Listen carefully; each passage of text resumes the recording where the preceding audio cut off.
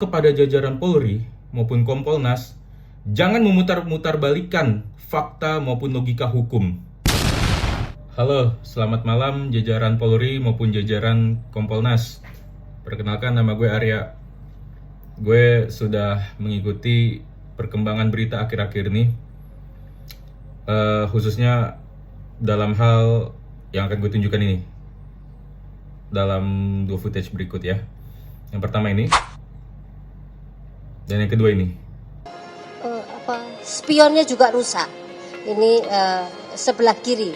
Nah, ini juga ada blind spot ini juga yang menyebabkan makanya Bribka R tidak secara sengaja tergilas itu. Jadi begini Bapak Ibu sekalian,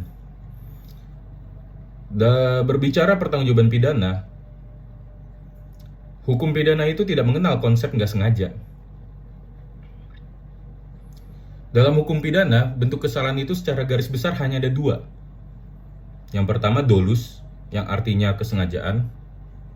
Dan yang kedua culpa, yang artinya kealpaan atau kelalaian.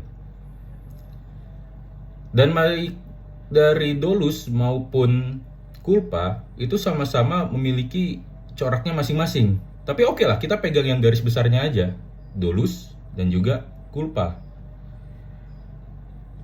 Yang ingin gue sampaikan di sini adalah tidaklah tepat ketika ada anggota kepolisian yang secara faktual ya, menghilangkan nyawa rekan kita, Afan Kurniawan, lalu dilabeli tidak bisa dipecat karena nggak sengaja. Nggak bisa, Bapak Ibu sekalian. Hukum pidana aja tidak mengenal konsep nggak sengaja. Di mana letak rasionalitasnya ketika ada seorang anggota kepolisian menghilangkan nyawa orang lain, lalu dikatakan nggak sengaja? Nggak bisa. Pun kendati misalnya memang tidak ditemukan mens rea dolusnya, kesengajaan, itu tetap tidak bisa dikatakan nggak sengaja. Lebih tepatnya dikatakan sebagai lalai. Dan harus dipahami, sekalipun itu lalai, itu tetap dapat dimintakan pertanggungjawaban pidananya. Dia nggak bisa lepas serta-merta dari pertanggungjawaban pidana ya Bapak Ibu sekalian. Dan berangkat dari logika itu, gue sebenarnya agak tergelitik. Bagaimana mungkin kalau secara hukum pidana aja dia bisa dikatakan memiliki kesalahan, kok di sidang kode etiknya dia malah dibela? Ini gimana ceritanya? Ini kita baru berbicara secara normatifnya ya. Gue belum ngobok-ngobok KUHP maupun peraturan kepolisian Perpol nomor 7 tahun 2022 tentang kode etik. Tapi di KUHP pun diatur ada delik tentang kelalaian yang mengakibatkan kematian. Dan kaitkan deh tuh sama si kode etiknya itu. Jadi tidak tepat kalau Bapak Ibu melabeli anggota tersebut gak sengaja, gak bisa.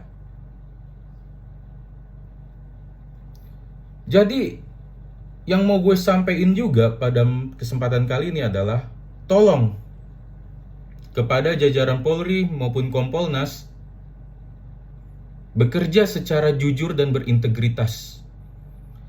Jangan hanya sibuk mempertahankan citra institusi. Jangan sampai nama institusi semakin rusak karena harus menceboki kelakuan oknum-oknum tertentu. Jaga marwah institusi. Sehingga konklusinya adalah saya juga menegaskan, tolong kepada jajaran Polri maupun Kompolnas, jangan memutar-balikan fakta maupun logika hukum. Ya. Kalian harus bekerja secara profesional dan berintegritas. Khususnya Kompolnas. Kompolnas, kalian itu punya fungsi untuk mengawasi keprofesionalisan. Sampai puyeng gue nih. Kompolnas, kalian mempunyai fungsi mengawasi kinerja dari institusi yang kalian awasi, yakni Polri, agar bekerja secara profesional. Jangan malah sibuk untuk menceboki kelakuan anggota nggak bener, atau pendek katanya oknum. Ya segitu aja, gue mau malam mingguan. Bye.